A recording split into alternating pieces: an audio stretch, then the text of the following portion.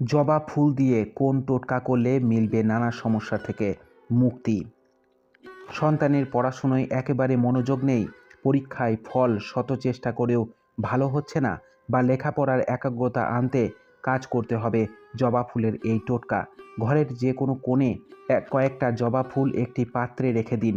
সারা রাত সেই ফুল থাকবে এবং পরের দিন আবার তা বদলে নতুন ফুল রাখতে হবে। দাম্পত্য কলহ বাড়িতে লেগেই রয়েছে, পারিবারিক অশান্তি নিয়ে জেরবার সংসারে কিভাবে অশান্তি প্রবেশ করছে তা বুঝতে পারছেন না?